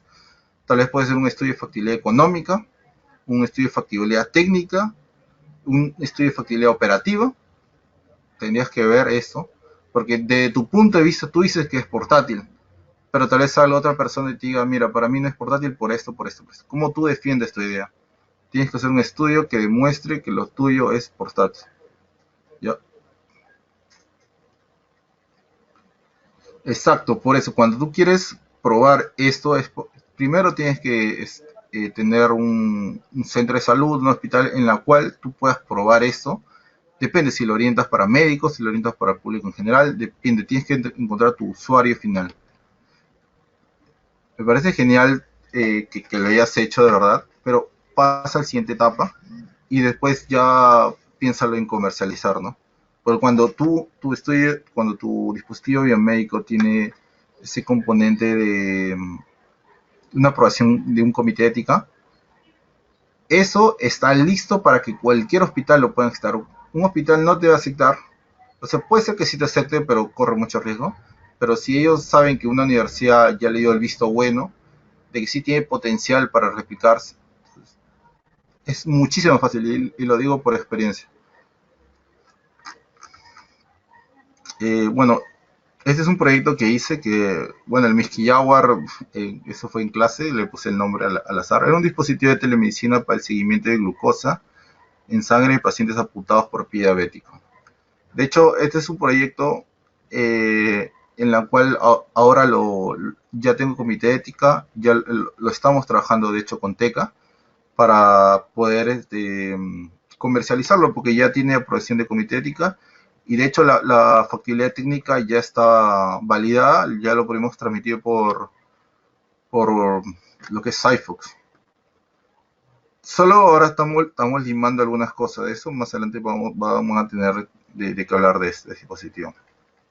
Bueno, Miskiyawar fue el primer nombre, después el segundo nombre que le puse fue Glucomip. El estudio que hice es usabilidad y factibilidad del sistema de Internet de las cosas para el monitoreo de glicemia en pacientes hospitalizados con diabetes mellitus tipo 2. Se hizo un pilotito en la Universidad Peruana, el Hospital Cayetano Heredia. Estos fueron mis asesores. la Universidad Cayetano Heredia es diferente al Hospital Cayetano Heredia. El hospital, bueno, como tal es un hospital, tiene el mismo nombre, no suele confundirse, ¿no? Bueno, básicamente el problema era de que el primer problema que encontramos es que uno de los problemas de la estancia hospitalaria que se prolongaba era porque no había un buen control de glicemia en los hospitales. Entonces, ese era el problema. La solución que planteábamos era que las enfermeras, al usar este dispositivo, les permitiera agilizar su trabajo y poder reducir la estancia hospitalaria, ¿no? Pero para eso yo planteaba un estudio. Yo ese tiempo era, bueno, mm, no conocía mucho los estudios epidemiológicos y planteé un ensayo autorizado con una muestra de como 160 pacientes. Y en la vida, pero cuando no tienes ni un sol, ¿cómo vas a conseguir 160 pacientes? Es demasiado. Por eso hicimos un piloto. Ahí tuve que cambiar mi protocolo de investigación y tuve que cambiar el comité ética. Tuve que pasar dos. Pasé un año esperando para que me prueben el comité ético. Fue bien complejo esa parte. Ok, bueno, los objetivos generales los comenté. El objetivo específico fue el control de glicemia en pacientes diabéticos. Y bueno, el sistema era un sistema de IoT, ¿no? Bueno, lo primero que hicimos actividad de coordinaciones con el hospital.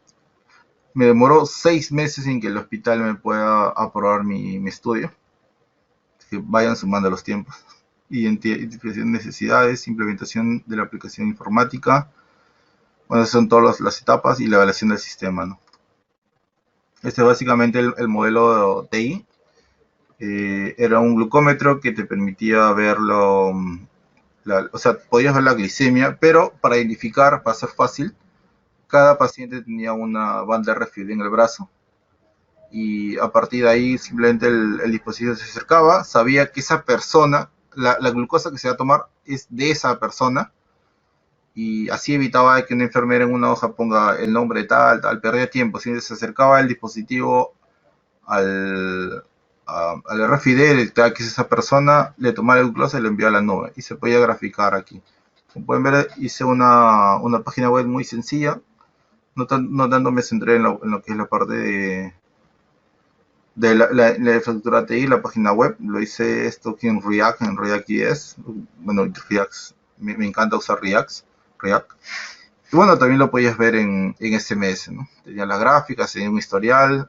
La nube que usé era Amazon eh, S2, que son sus computadoras en la nube. Y ahí creo que usé un Ubuntu 18. Y ahí hice todos los códigos para organizar la data, estructurar la data en general, ¿no? Esto fue el dispositivo como terminó. Era un glucómetro. Usé el sensor de glucómetro de un glucómetro ya comercial para evitar, digamos, entrar en el proceso de que estoy creando un nuevo tipo de glucómetro y listo, ¿no? Este es el modelo que me quedó con impresión 3D. Tenía dos botoncitos, un botón para enviar la data. Y bueno, aquí hice un póster, lo presenté en una conferencia. También hice otro proyecto de un wearable que se llama Health Recover, en la cual te podías, las personas que habían sufrido accidente cerebrovascular te permitía traquear la trayectoria de sus brazos. Esta fue una de las versiones que hice. Hice un prototipo, le hice una cajita y funcionaba. Y sí, hicimos también una app. El fisioterapeuta podía recibir la data. Eh, Aquí usamos, esta es la parte de la estructura. El microcontrolador que usamos era un SP8266. En la primera versión, en la siguiente versión ya usamos un 32, un EPU 9250. Incluimos ese porque incluía magnetómetro y queríamos aplicar un algoritmo que justamente encontramos en internet que trabaja con magnetómetros y nos pareció interesante incluirlo. Una batería LiPo y bueno, el transceiver y el gateway era básicamente el Raspberry Pi 0, ¿no? Ahí todo lo que usamos era un MongoDB, recepción era por MQTT, pues lo hicimos inicialmente por Wi-Fi, después lo mudamos a Blade. Yo ahora está con el Bluetooth clásico, porque el Bluetooth clásico es sencillito. Y sí, eso lo hicimos en el laboratorio de biomédica de Cayetano, y ahora ya perdí el rastro de ese proyecto porque eh, cumplí, o sea, pertenecía al laboratorio, apoyé en este proyecto y me migré a otro proyecto. Pero yo hice la parte electrónica de aquí, ¿no? Estos son los primeros modelos, así todo, ustedes saben que todo empieza con un protobar, pero ahora también pueden hacerlo con un PCB, con una CNC, la 3018, está a 1000 luquitas, y ya puede trabajar con una máquina PCB también. De hecho ahora hago más eso, máquinas PCB. Bueno, aquí algunas gráficas de los movimientos. Ahora quiero acelerar porque veo que ya el tiempo se me está volando y tengo otra presentación. Hoy día sí he estado muy ocupada. Ay, disculpen también si estoy corriendo muy deprisa. Tal vez en alguna otra oportunidad podemos hacerlo más despacio. A ver, otra pregunta rapidito. Durante la maestría, la universidad te apoya con algunos componentes que necesitabas para tu tesis. Bueno, yo fui becario de Concitec. No sé si ahora siguen becando. Yo gané una plaza de la maestría para beca. Y parte de la beca te dan, creo que 2000, 3000 soles para que puedas, 1500, no recuerdo, para que tú pidas para cualquier compra, ¿no? Cualquier compra, para cualquier proyecto en general, ¿no? Y bueno, yo pedía y era feliz, ¿no? Bueno, PyGuard me dicen, stand for Python Gesture Analysis and Recognition Library, que ya son códigos, un conjunto de códigos que te permite hacer el traqueo de gestos, ¿no? Con la MPU 6050. Me pareció muy interesante usarlo, de hecho les recomiendo que jueguen con este. Ya, y esto sí quiero, tengo 10 minutos para hacer esto, así correr. ¿Cómo se hace una investigación en Internet de las cosas médicas o en dispositivos médicos en general? Lo primero que tienes que tener en estos conceptos bien fundamentales, de hecho hasta la electrónica lo podría poner de último. Lo primero que tienes que tener un componente ético bien fuerte, de que no peques sesgos, de que lo que tú propones es la última chupada del mango, siempre va a haber alguien que rivalice contigo y que tú tienes que buscar en qué podría, digamos, ser el mejor tu idea, ¿no? Y para eso tienes que leer bastante literatura. De hecho hay un estudio en la cual se centra en la revisión de literatura sistemáticas. Tienen que entrar ay, no, se me fue el nombre de esta página, en la cual, bueno, busquen, revisión sistemática es un tipo de estudios en la cual solamente se centra en cómo revisar la literatura encontrada, ¿no? Exacto, y cómo poder utilizar gestores de bibliografía para tener almacenamiento de esa literatura. Y cuando te refiero, o sea, ¿por qué usar esta metodología? Porque revisión de literatura no es revisar 5 papers, no es revisar 10 papers, no. Eso no es revisión de literatura. Y tal vez lo que hagan y piensen que sí, están cometiendo otro tipo de sesgo, que es la de falta de información, ¿no? O sea, si se leen 100 artículos de tu tema, créanme que ustedes van a ser muy expertos en su tema. Si se leen 200 artículos que ustedes pueden decir, oh, es demasiado, ¿no? Pero recuerda, los artículos son solo 3 páginas. Y prácticamente es como si te leas un libro, ya pues quieres ser capo en tu área porque estás muy interesado, entonces tienes que leer bastante información. Entonces, ¿cómo estructuras toda tu información, toda tu literatura? Hay una metodología para hacer eso, que es la revisión sistemática. Y de hecho, si encuentras datos estadísticos, puedes hacer un metaanálisis, ¿no? Y bueno, la ética, la epidemiología es el tipo de estudio puntual, el tipo de estudio central, no el de revisión de literatura.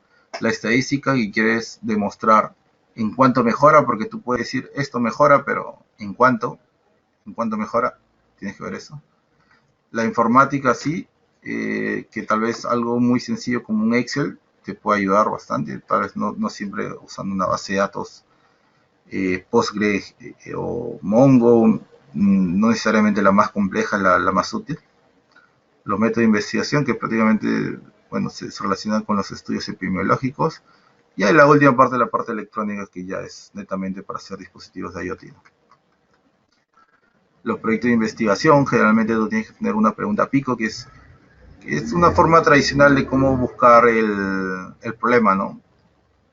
Pones ahí una pizarra pico y P significa que es el problema, ¿no? ¿Qué problemas estás planteando? ¿Qué problema has encontrado, perdón? O el problema puede ser, o el paciente, ¿no? ¿Qué problema hay en el paciente o en la inscripción? La I quiere decir la intervención. ¿Qué más o menos planteas hacer cómo planteas hacer tu intervención? La C es con quién lo quieres comparar. Generalmente en medicina se llama gold estándar a la prueba que ya existe. Por ejemplo, si tú quieres hacer no sé, para ver si tienes obesidad o no, ya hay una prueba que tienes que hacer para si tienes obesidad o no. Y la tuya que tú propones tienes que comparar, ¿no? Pues el C es de comparar. Y la O es ¿qué tú quieres generar con esto? ¿Qué variables tú quieres generar con esto?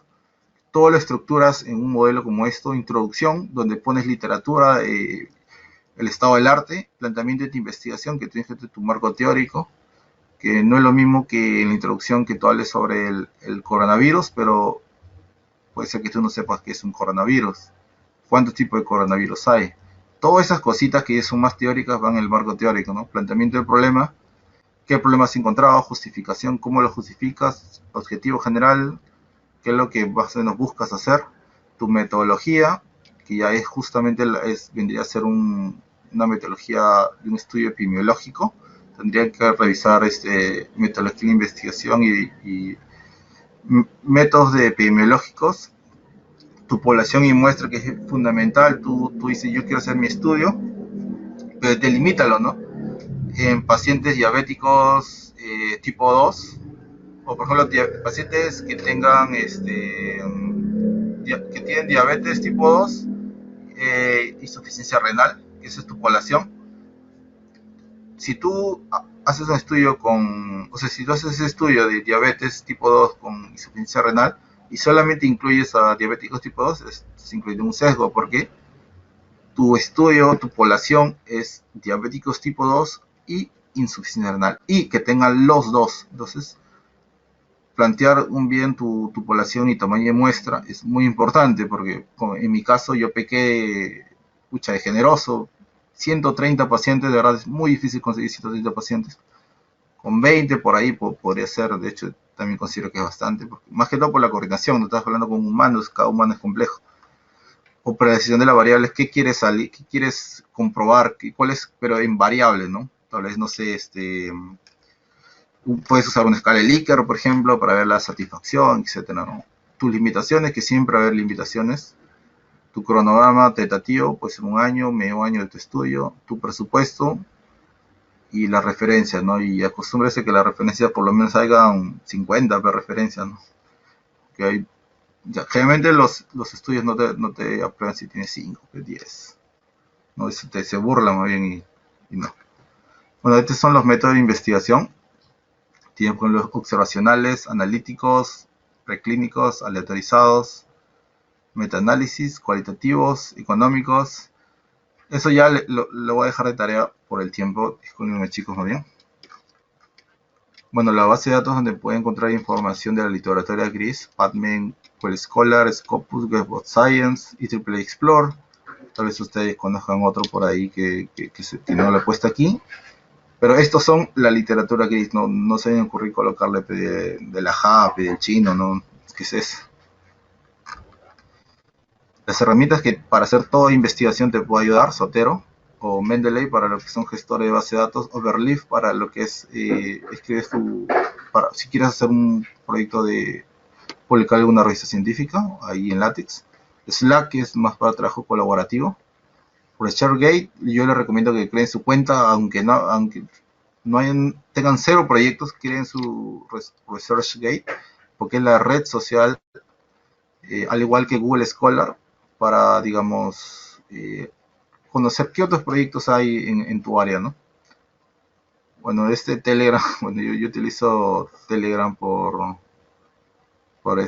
tiene el bot de Sci-Hub y se actualiza constantemente la descarga o sea, la ruta para el enlace de Sci-Hub, me lo enlaza automáticamente, o sea, yo solamente le envío el el link del artículo y me lo descarga, y me parece genial. Orsit, que Orsit también es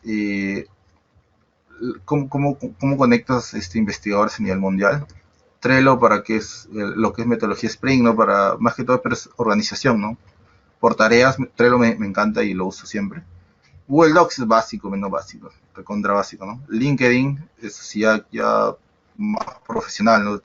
Yo soy experto en esto y cómo lo demuestro, ¿no? Bueno, ese es como la cara visual para, digamos, de empresas, etcétera, ¿no? Plagio yo lo recomiendo por ahí si escriben algo y dicen, pucha, se parece mucho a lo anterior, ¿no? Métele un plagio por si acaso para ver si de verdad te estás picando ahí de copy-paste, ¿no? Te pueden quitar el cartón de tu título a todo, así que no es solamente, uy, me pasé de copiar. Y bueno, SETI Vitae, que en Perú es fundamental, que es la red social, no es una red social, es como el CV de todo investigador. De hecho, si tú, es como un videojuego, ¿no? El SETI Vitae, mientras más subes artículos, más niveles obtienes y tienes acceso más a becas, ¿no? Bueno, estos son algunos eventos adicionales que he podido asistir y de verdad ha sido una bonita experiencia en todo lo que es primero estar en una universidad médica. Como ingeniero para mí fue una experiencia totalmente nueva. Eh, Trabajar con médicos, con enfermeros, con obstetras, la forma de trabajar ellos es totalmente diferente, pero así como, como para mí fue algo muy, o sea, algo totalmente diferente, para ellos también fue totalmente diferente cuando yo les hablaba de, por ejemplo, de SCP-32, yo les hablaba de SPI, oye, chapo, ahí, por ejemplo, al chico que era médico le decía, ¿por qué no le metes un signo 900 en vez de un 800? ¿Qué es eso, no? Cositas así. Y bueno, gracias, eso sería todo. Ahí está mi correo, si tienen alguna duda, mi, como mi enlace para lo que es el Twitter, que yo les recomiendo que use Twitter. Twitter es muchísimo más profesional que Facebook, de verdad. Facebook ni siquiera hay que decirlo profesional. En Twitter ponen fellowship o studentship o scholarship y te salen y le pone, por ejemplo, IoT o Embedded System y sale gente diciendo, oh, necesito un estudiante para que venga a mi universidad en Reino Unido, por ejemplo. Hay un montón de eso. Les recomiendo por excelencia. Y bueno, y espero que esta pequeña charla les haya encantado, les haya gustado y que sobre todo que se queden con lo que he comentado, que la tecnología es una ayuda, pero no lo es todo. Nunca consideren de que lo que hagan es lo mejor del mundo, siempre sean humildes y siempre corrijan si por ahí alguien les comenta algo. Siempre pásenlo, si es en la parte médica, pásenlo por un ensayo clínico, por un comité de ética y no se olviden de probarlo con humanos, ¿no? Y bueno, eso sería todo y espero que les haya gustado, ¿no? Exacto. Bueno, chicos, de verdad me encantaría darle la oportunidad para que haga preguntas, pero como les comentaba, tengo otra reunión ahora mismo. Y nada, espero, ahí justamente le están dejando el enlace del Facebook donde está la presentación y puedan verlo ahí y ahí también pueden chequear mi correo y poder escribirme y estar en contacto cualquier cosa, ¿no? Bueno, eso sería todo Bien, Moisés. y muchísimas Moisés, gracias. muchas gracias. Muchas gracias por tu presentación. Ha estado muy interesante, la verdad. Gracias nuevamente, Moisés.